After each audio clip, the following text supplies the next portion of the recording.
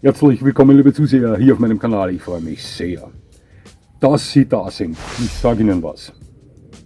Da gibt es eine Hunderasse, die habe ich schon in einem Rasseporträt auf meinem Kanal präsentiert. Dieser Hund ist für mich purer Rock and Roll. Für mich einer der tollsten mittelgroßen. Ein Hund, der den typischen Männerkumpelhund darstellt, ohne die Damen da draußen schmälern zu wollen. Ich weiß ganz genau, welch fantastische, welch exzellente Hundeführerinnen es da draußen gibt, aber der Hund schlagt in solch eine Kerbe hinein, wenn ich so sagen kann. Ja.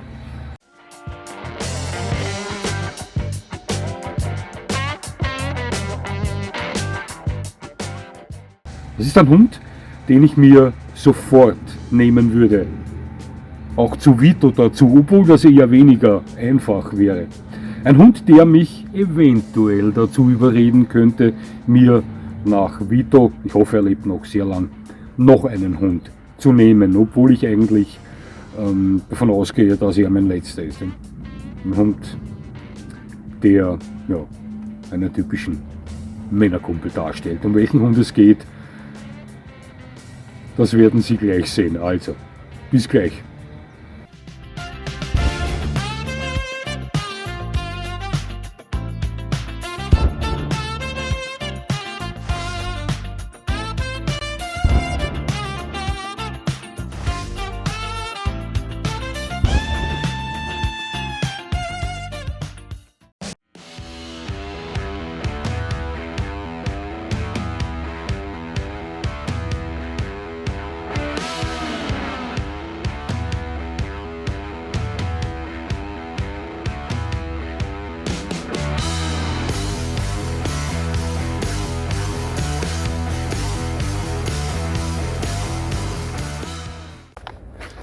Nun, die meisten von Ihnen kennen sich jetzt aus. Selbstverständlich wissen Sie, wer das war. Das war Dog, der Blue Heeler, welcher sein Herrchen Max im Film Mad Max 2 unerschütterlich durch die postapokalyptische Welt begleitet. Ja, toller Film. Den hat sie erst vor kurzem wieder gespielt und ich genieße es jedes Mal zu sehen, wie dieser Hund in diesem Film Gas gibt. Ein toller Rüde war das. Wussten Sie, dass für die Dreharbeiten ursprünglich ein dreibeiniger Blue Heeler gesucht wurde? Die Suche nach solch einem dreibeinigen Cattle Dog gestaltete sich allerdings mehr als etwas schwierig, wenn ich so sagen kann. Denn schauen Sie, dieser Film wurde im Jahre 1981 im australischen New South Wales gedreht. Alle Besitzer eines Australian Cattle Dogs dort benutzten diese Hunde als Arbeitshunde. Einen dreibeinigen Cattle Dog gab es also in der Umgebung dort nicht. Der war nicht zu finden. Dale Aspin, eine Stuntfrau der Filmcrew, wurde damit beauftragt, sich nach einem geeigneten Hund umzusehen, der die Rolle dieses dreibeinigen Drags in vierbeiniger Form einnehmen kann. So besuchte sie das Sydney Shelter. Das ist das größte Tierheim in New South Wales gewesen und dort traf sie auf den zweijährigen Australian Cattle Dog, den wunderschönen Rüden namens Dog. Dog sollte eingeschläfert werden, weil er ein leidenschaftlichster Autoreifenjäger war. Ja, ist so. Dale Aspin erkannte sofort das Potenzial dieses Hundes und engagierte ihn für die Dreharbeiten. Da gab es allerdings ein Problem, denn die Tierheimregeln sahen vor, dass jeder Hund, der diese Einrichtung verlässt, kastriert werden müsste. Doch George Miller, der Filmdirektor, hatte damit ein Problem. Er sagte, in einer postapokalyptischen Welt denkt niemand daran, seinen Hund oder seinen Rüden die Hoden zu entfernen. Ja, und das würde man ja sehen. Also einigte man sich mit dem Tierheim auf einen Kompromiss und nahm bei Dog eine Vasektomie vor. Also die Hoden blieben dort, wo sie ursprünglich waren. Auch sein Hormonhaushalt blieb intakt und somit sein Pfeffer, das einzige was war? Er war nicht mehr zeugungsfähig. Ja, gut, damit konnten beide Parteien leben und das Training mit Dog begann. Nach 3 Monaten Training mit diesem Hund war er für die Dreharbeiten bereit.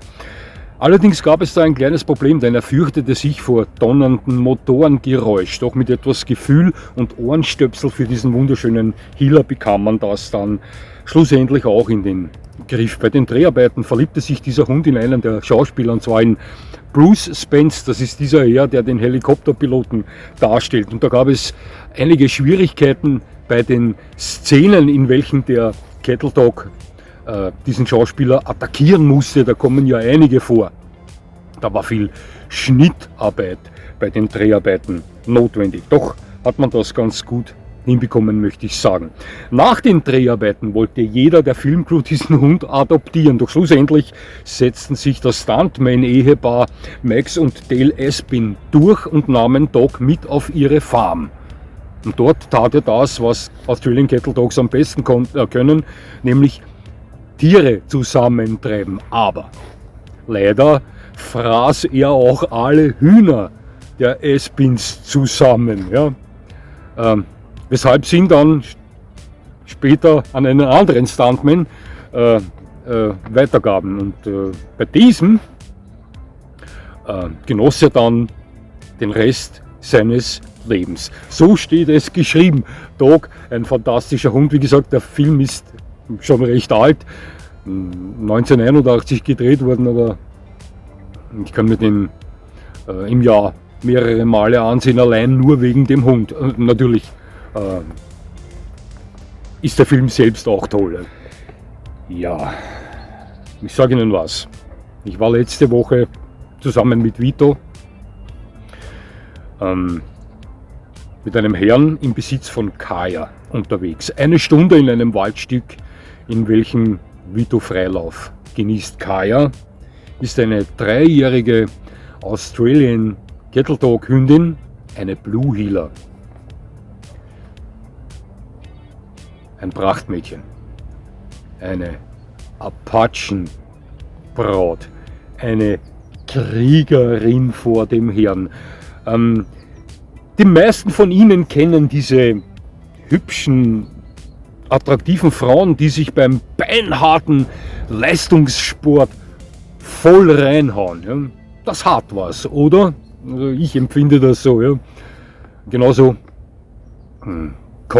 kam mir Kaya auch vor.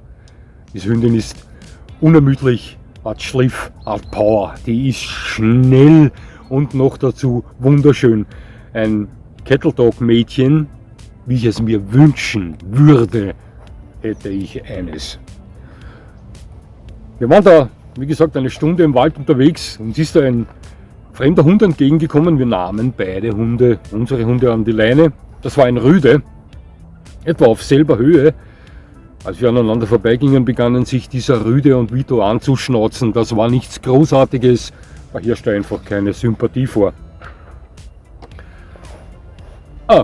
Kaya tat die ganze Zeit nichts. Sie war nur von Beginn an visuell voll dabei. Als die etwa 1,5 Meter bei uns vorbei waren, entschloss sie sich doch einzuschreiten und ging mit derartigem Karacho in diese Sache hineinschoss in die Leine, dass selbst mein Hund Vito sie so ansah. Und auch der andere Hund, der andere Rüde, war ziemlich verdutzt. Doch ein Kommando vom Besitzer von Kaya und die war geistig sofort wieder bei ihm. Und es war alles so, als wäre niemals etwas gewesen. Ja?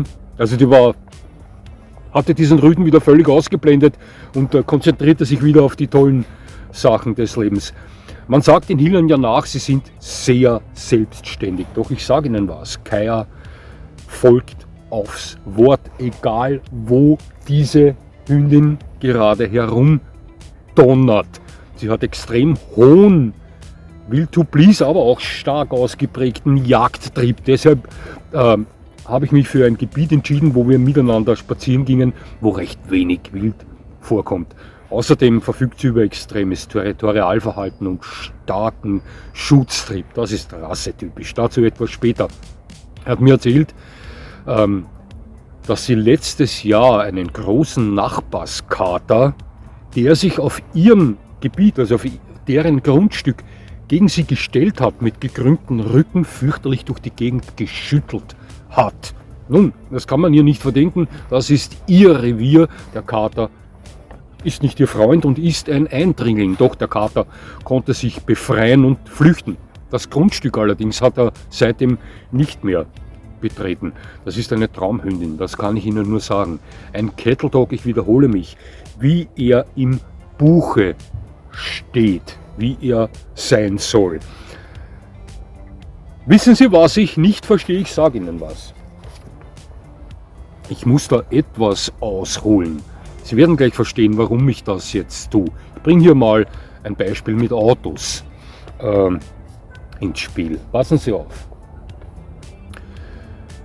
Wenn Sie sich als Autoverkäufer auf Sportwagen spezialisieren, dann sehen Sie sich um ein Publikum um, also dann visieren Sie ein Publikum an, welches schnelle, starke Autos liebt, und dementsprechend werden Sie Ihre Wagen auch bewerben, möchte ich mal sagen. Also wenn Sie zum Beispiel einen BMW M2 in die Auslage stellen, dann bewerben Sie den höchstwahrscheinlich mit ein 3 Liter rein 6-Zylinder mit 480 PS, 600 Newtonmeter Drehmoment, katapultiert sie in 4,1 Sekunden von 0 auf 100.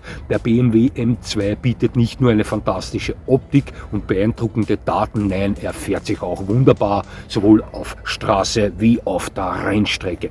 Ich denke, das würde so halbwegs hinkommen. Ich bin diesen Wagen schon gefahren. Ich kann Ihnen nur sagen,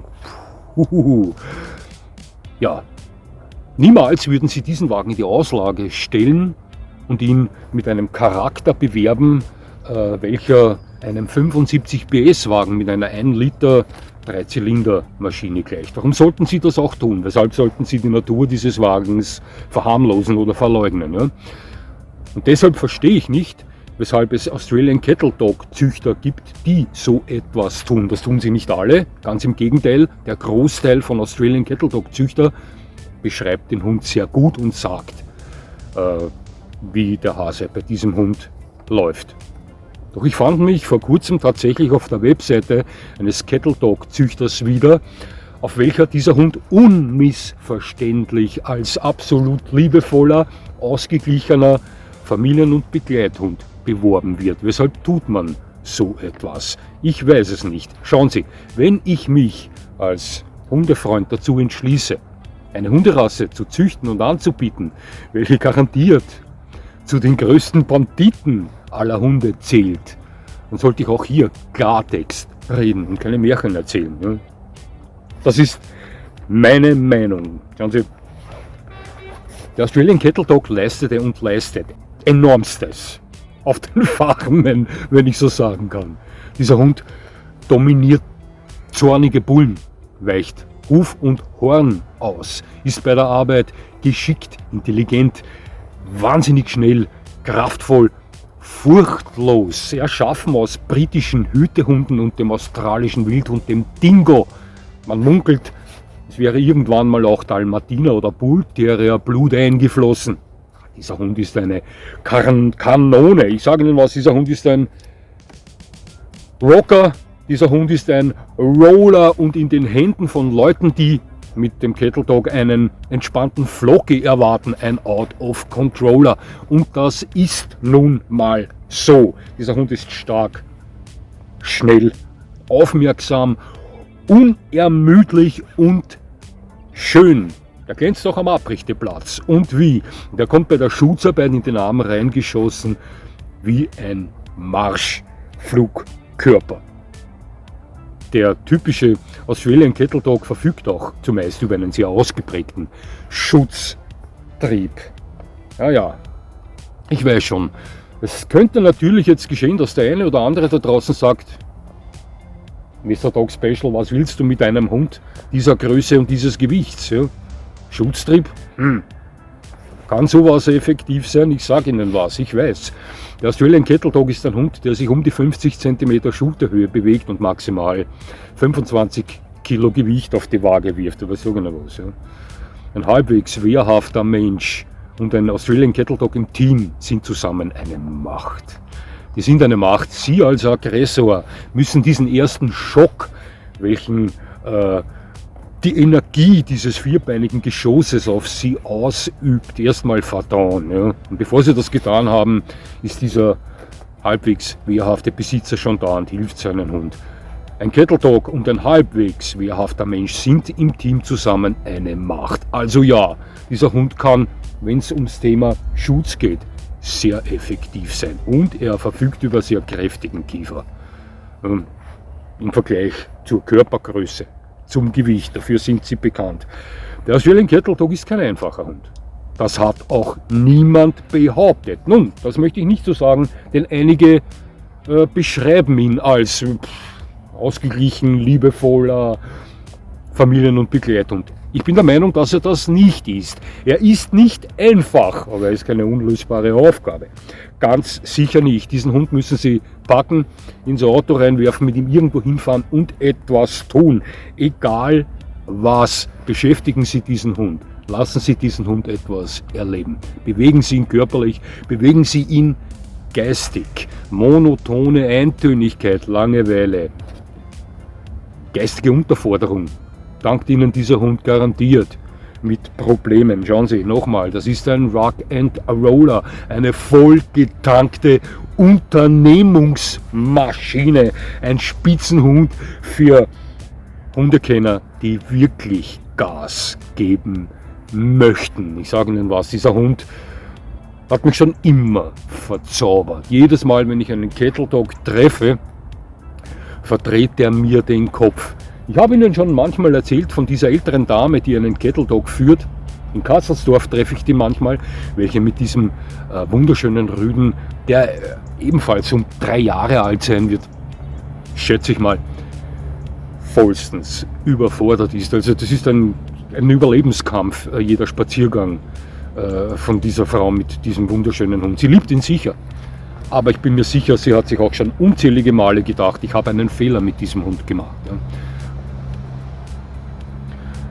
Eine andere Hündin, die habe ich, das ist aber schon länger her, das muss schon ein Jahr her sein, und die habe ich erst einmal gesehen, die optisch Kaya sehr ähnelt, nicht ganz so knackig ist körperlich, aber ihr, also natürlich auch, ja, Blue Heeler ähneln sich nun mal alle, also wie sich Red Heeler alle ähneln. Ja.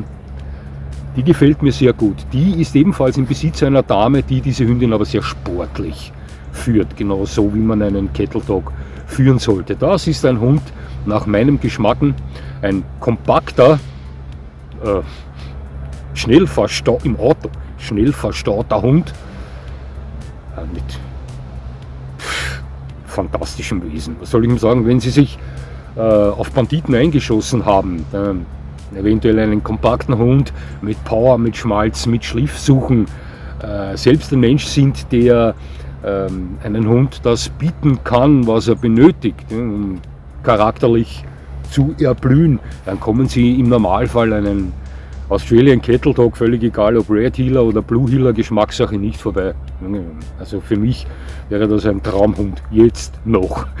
Je älter ich werde, desto mehr würde dieser Hund sich, wie soll ich sagen, eignungstechnisch von mir entfernen. Ja. Also im Alter von 70 Jahren würde ich mir keinen Blue Heeler mehr nehmen oder auch keinen Red Heeler, keinen Kettle Dog mehr nehmen. Nochmal, ein fantastischer Hund. Ja.